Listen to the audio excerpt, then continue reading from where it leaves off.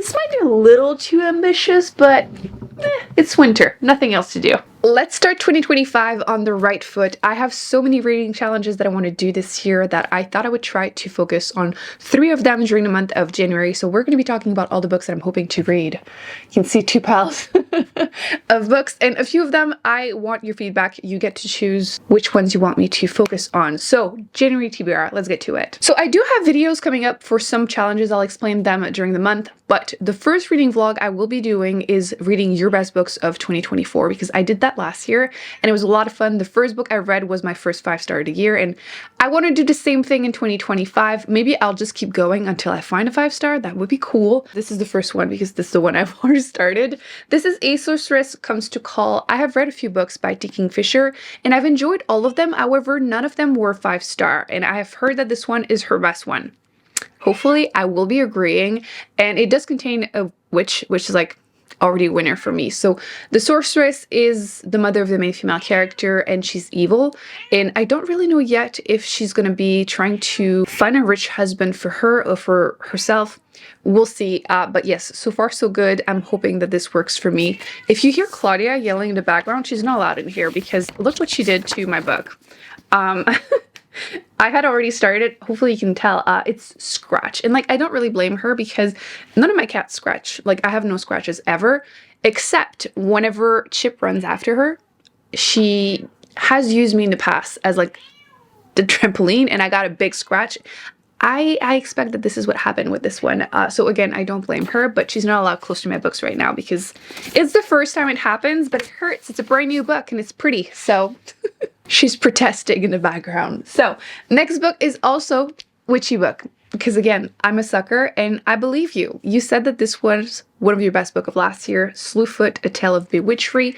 I wasn't sure I was going to pick this one up when I was first starting to see it around because it is horror, but it's also like historical fiction, like Puritan time, which I've tried a lot of witchy books like that or movies, because I like the idea of it, but then when I watch them or read them, I'm like, I'm kind of on the fence, but I trust you. You did warn me that for a while I'm going to be really frustrated, but then the ending is worth it. I believe you. I'm choosing to believe you. So we'll test that. We'll see. Again, between this one and the next 4, you get to choose which ones you want me to read for that first reading vlog. So the next one was extremely popular also. I think this is also a fairly new release. This is The Spear Cuts True Water. I have read the first chapter. There's not really any chapters, but I wasn't sure what to pick between 2 books, and I ended up going with the other one because I was in a reading slump, and this one, the writing style was slower. But now I'm not in a reading slump, and if you like it so much, it might also work for me. I believe this is a standalone high fantasy. There's this god that was imprisoned by this royal family. They're like evil, and there are 2 main characters trying to help them escape. So I've heard nothing but praises. So this might be my first 5-star. The next one is outside my comfort zone. So I do like to try them because I don't tend to keep up with just contemporary literary fiction books as much, but I see them going around, including this author specifically. She had written Cleopatra and Frankenstein, which I was seeing everywhere. The literary fiction girlies were loving it, and I wasn't sure it was going to be for me or not, so I never picked it up, but this is her newest book, and I've heard it's even better. And you liked it, so I want to try it. This is Blue Sisters. So you have 4 sisters. I believe one of them passes away, so all 3 other ones meet up in their childhood home in New York. And I'm assuming it's going to be a story about grief. So I want to try her. And if it's her best, I'll try that one. The next 2 are mystery thriller horror books because I love them. However, it's been really hit and miss. And I thought it would be fun to have 2 extremes. One of them that was really hit and miss and the overall rating is low. But to be fair, I don't tend to agree with the ratings, especially on Goodreads. Like The Housemaid, I hated it, made it to my worst books of the year, and it's so beloved. So that's why I thought I would try one that is not beloved, but I've heard great things, and some of you told me you loved it. And then one that is really popular that also people tell me they love it, but I'm starting to not trust the ratings. So the one that is really, really popular is this one. This is Listen for the Lie, which I have been really enjoying, those crime novels with podcast. I've read a couple and it just works.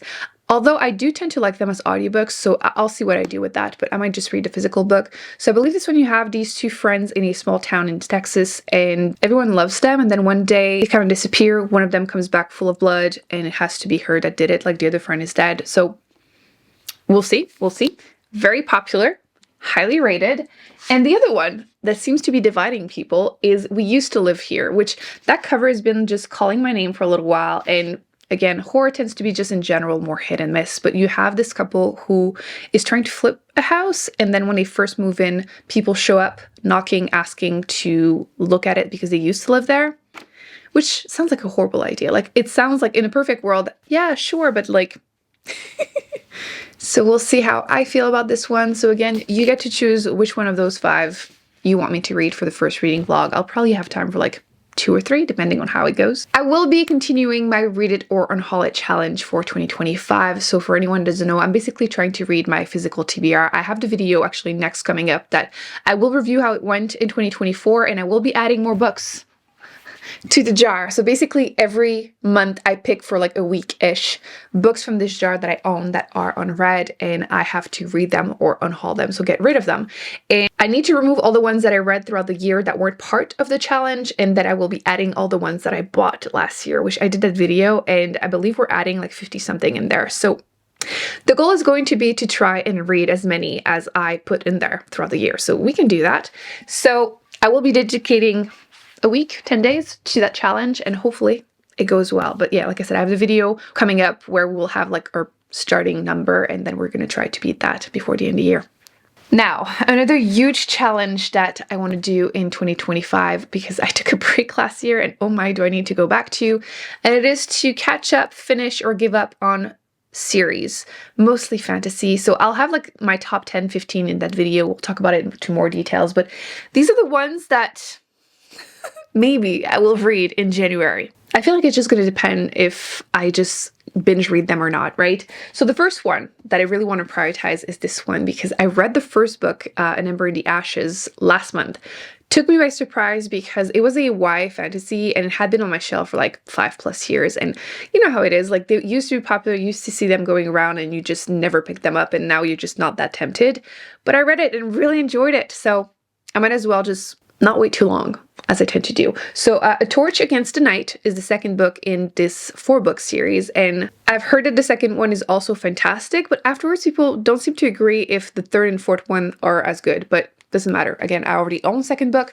I'm going to read it and then decide what happens. So this one is not too big, and again, I read the first one, which also had about, 450 pages in like 3 days. So I feel like this could be a really good one to like binge read and just decide what I do with that series. The other ones are more shameful. I have started this series a while ago, but one that I had really liked is the first book in this series. This is The Fires of Vengeance, and I had really loved the magic system. I feel like I don't want to give too much details because I feel like that was the best part of the book for me.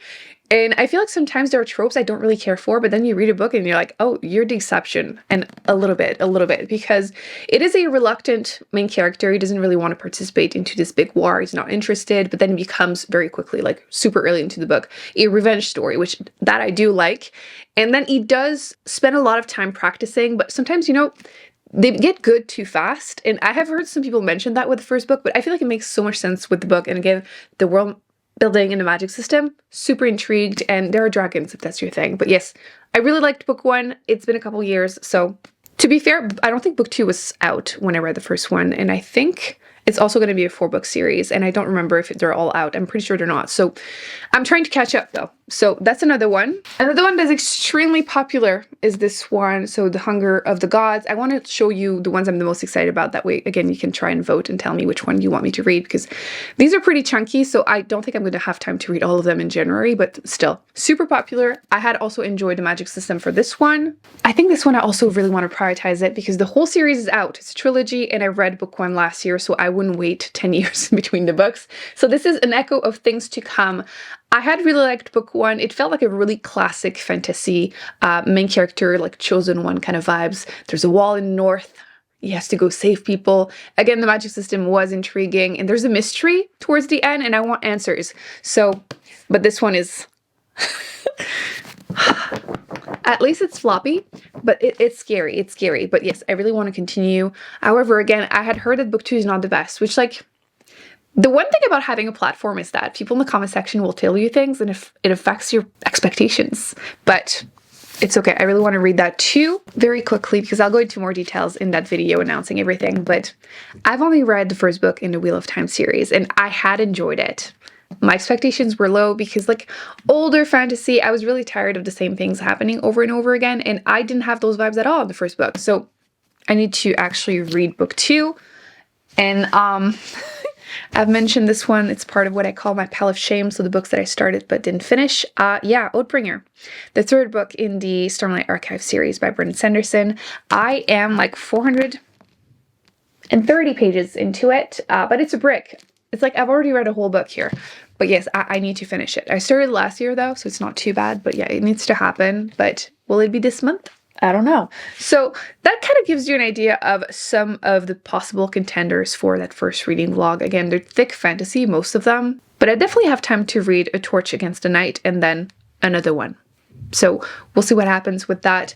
There's also a new release coming out in January that I'm so excited for, and I might have time to read, depending on how long it takes for it to arrive here. If not, it will happen in February for sure, and it is this new book by Grady Enricks. I have read 3 of his books so far, and honestly, I love them all. They're like horror, but the writing just works for me. He just goes full on and embraces the whole horror genre, which I didn't even think horror was my thing that much, but I read so many last year and really enjoy them. And it's Witchcraft for Wayward Girls, which is coming out on the 25th of January. So I don't know if I'm going to receive it on time or not. We'll see what happens. But yes, I am looking forward to this one. Maybe I'll do like a 24-hour reading vlog, trying to read it ASAP. You tell me whatever you want, or maybe I'll combine it with other new releases or advanced reader copies that I have and just read them in a reading vlog and let you know how it goes. But either way, I'm reading it as soon as I can because I'm so excited. Again, I've read 3 of his books and they were all 4 stars. So yes. Let's talk audiobook 2. I'm currently listening to Yumi and the Nightmare Painter by Brandon Sanderson.